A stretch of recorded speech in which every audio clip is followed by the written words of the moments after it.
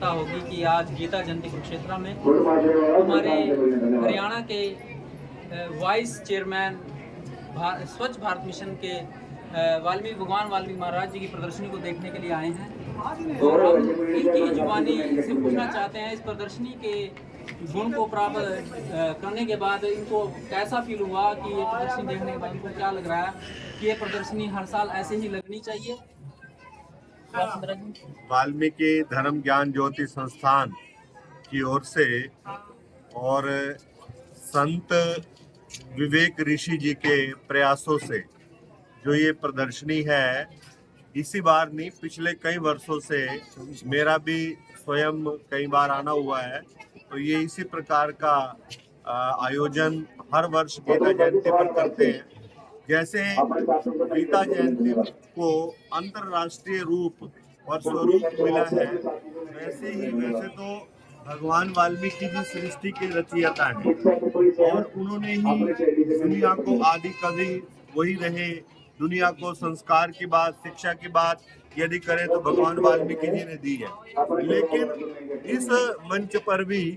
जो विवेक ऋषि जी हैं, इनका जो प्रयास है वो सराहनीय है और विशेषकर हमारी जो युवा पीढ़ी है, जो हमारी आने वाली पीढ़ी है, उसको एक नया संदेश और नई शिक्षा, नई प्रेरणा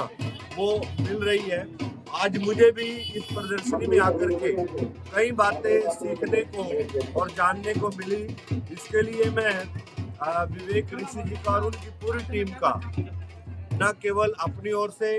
हरियाणा सरकार की ओर से, हरियाणा के ईमानदार और यशस्वी संत मुख्यमंत्री आदरणीय श्री मनोहर लाल जी की ओर से भी इनको और उनकी पूरी टीम को बहुत बहुत बधाई और शुभकामनाएं।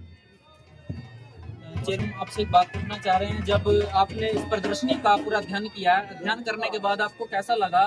कि हमें पूरे भारतवर्ष में भगवान वाल्मीकि महाराज जी का प्रचार और प्रसार खुले शब्दों में करना चाहिए, ये कहाँ तक सच है? बिल्कुल ठीक कहा आपने। देखिए, संत महापुरुष जो है वो किसी जाति विशेष, समाज विशेष, समुदाय विशेष के नहीं हुआ करते, लेकिन हमारी परंपराओं ने ऐसे सभी हमारे ऋषि मुनियों को, संत महापुरुषों को एक बांट करके रख दिया और समाज तक उनको सीमित कर दिया। इस प्रदर्शनी से एक संदेश जरूर जा रहा है कि जो हमें इतिहास में पढ़ाया जाता रहा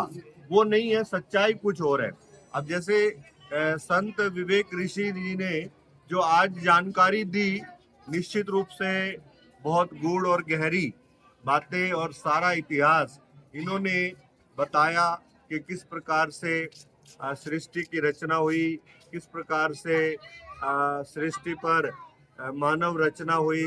और किस प्रकार से हमने इंसान के साथ साथ अपने दायित्वों को, अपने संस्कारों को, अपनी शिक्षा को, अपने अधिकारों को कैसे जानना और उनका पालन करना और उनके अपने जीवन में धारण करना। तो मेरा ये कहने का भाव है कि इस प्रदर्शनी से बहुत सारी शिक्षा, प्रेरणा वो अपने को मिलती है कि हम केवल एक जाति विशेष के साथ ना जुड़ करके सर्व समाज की बात करें और सर्व समाज की भलाई और कल्याण की बात करें, तो निश्चित रूप से भारत का जो विश्व गुरु का सपना है वो साकार होगा। और मैं पुनः इस आयोजन के लिए आयोजकों को बहुत बहुत बधाई और शुभकामनाएं। तो मैं अभी इस बात चंद्र जी के बाद संत विवेक ऋषि जी के चंद शब्द इस बारे में कहना चाहूँगा कि प्रदर्शनी के बारे में आपका क्या विचार है? सर, मेरा तो विचार यही है कि हम लगातार 24 वर्षों से यहाँ लगे हुए हैं भगवान वाल्मीकि महाराज के प्रचार और प्रसार के लिए, और समाज अच्छा सहयोग मुझे दे रहा है और दूर दराज से, बहुत दूर दूर से लोग यहाँ चीफ गेस्ट बन के भी आ रहे हैं, यात्रीगण भी आ रहे हैं। तो मेरी तो आज हमारे मुख्य अतिथि जी से 2 शब्दों में अपील है कि मुख्य अतिथि जी, आप आज सरकार में बैठे हुए हैं और आपके आदेशानुसार चलने वाले लोग हैं। हमारी आपसे छोटी सी डिमांड जरूर है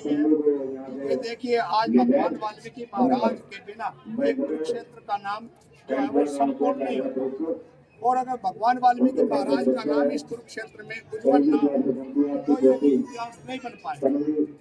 तो हम चाहते हैं कि अगर आपके कर कमलों के द्वारा या एक वाल्मीकि ज्ञान ज्योति संस्थान के लिए थोड़ी सी हमें जगह मिल जाए तो इसके लिए हम आपका सदैव ऋणी रहेंगे और आपसे हम ये चाहेंगे कि आप इसके लिए भरपूर प्रयास करें ताकि इस आने वाले समाज में आपका नाम भी रोशन हो सके और भगवान वाल्मीकि महाराज का भी यहाँ एक स्थान अच्छे रूप से मिल सके।